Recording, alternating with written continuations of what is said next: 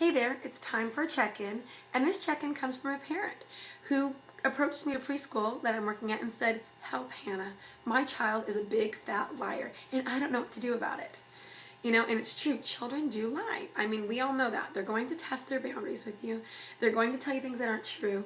They're going to see what your reaction is, and your reaction can actually dictate an increase in that lying or a decrease, whether they feel like they can trust you or not, and if they want to impress you or not. Children tend to lie for two reasons.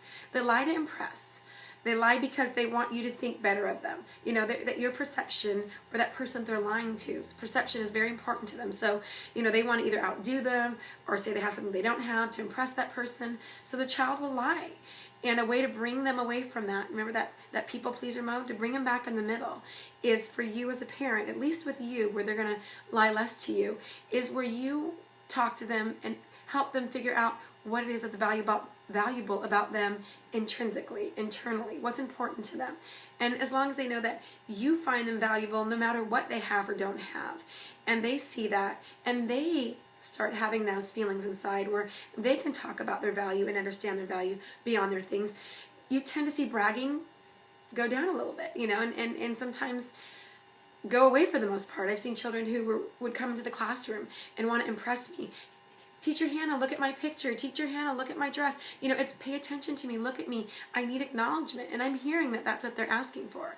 So what I would do is take opportunities when I'm working with them to talk to them about what their interests are and what it is they were working on. And I would come up to them and let them know I'm interested. But I'm interested not because they're bragging about who they are. I'm interested about who they are because of who their core is, who they are internally. Not because of things that they can do, but who they are, not because of what they have or don't have. And that's one of the ways that you can help a child feel more confident, and then you'll find that they find less of a need to lie. Now, on the other side of that, remember we talked about the spectrum here, where children lie out of fear. And it's fear of punishment, fear of retribution, fear because they know they've done something they shouldn't have done. They tested a boundary, and they're not sure, so confident that they're going to like the consequences. So they want to lie to get out of it. And it's important that when you're the caretaker for that child, that they know that they have a trusting relationship with you, a positive, healthy relationship with you, that yes, there will be consequences because you've already established the agreement in your house that telling the truth is important, and that we tell the truth, and that we're honest with our words, and that there will be natural consequences. And you've talked about that way before things ever happen, so they're not surprised, shocked, or worried when a consequence comes up. But the consequence is age appropriate, it fits the crime, so to speak, and there's an opportunity for a child to, as I say, rewind, learn from the experience, try again, make mistakes, say they're sorry, and have it not be that they are now being labeled or somehow believe that something corely is wrong with them for what they've done, that they feel like they need to lie about it.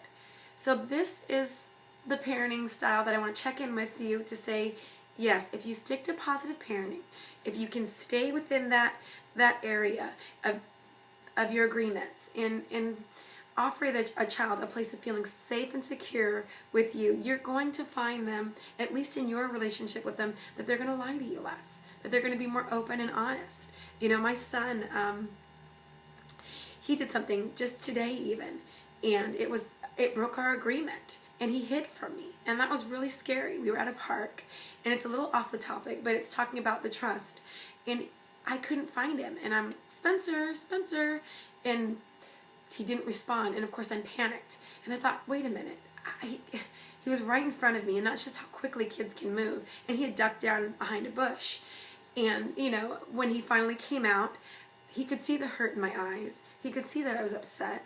I didn't need to shame him or blame him, but of course I checked in and said, "Spencer, when I called you, I was hurt and mad that you didn't come.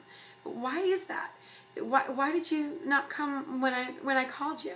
Our agreement is that when you hear your name, you come." And so I could see him kind of grappling. And in that moment, I'm not sure if he was going to lie to me about it. He kind of had that look like, I'm in trouble, what do I do? And he said, "Mom, honestly, I just thought it'd be kind of fun to hide, and I didn't think about our agreement, and I'm sorry." And I was really thankful that he was totally honest with me. And of course I'm still mad, and I told him, I'm still upset that you hid from me. It worried me. And when I can't find you in a park, it makes me not want to come back to this park. And I know you like coming here. So please honor our agreement. And I checked with them. Will you honor our agreement that when we're out together and you hear your name, you make eye contact with me? Because if I can't see you, you can't see me. And Spencer looked at me and said, Mom, I'm sorry. I really didn't mean to upset you. And yes, I will. And I forgot. And, you know, it was so cute because he actually said to me, I know sometimes we have to go back and revisit our agreements. And I thought about that. Yeah, it's true. And maybe before we came to the park, something I could have done proactively is gone back and checked in about our agreements. Before we went to the park, I had done the stranger danger talk. But, you know, sometimes even at 9 years old, they need those agreements restated, you know, and that's okay too. So we both had a learning lesson. It was a teachable moment. I didn't hide my feelings, but my son did actually catch himself and not lie to me. And it felt good. It shows me that we're on the right track, at least for that moment anyway. Okay, so hopefully that's helpful, and I will talk to you soon with another check-in. Take care. Bye.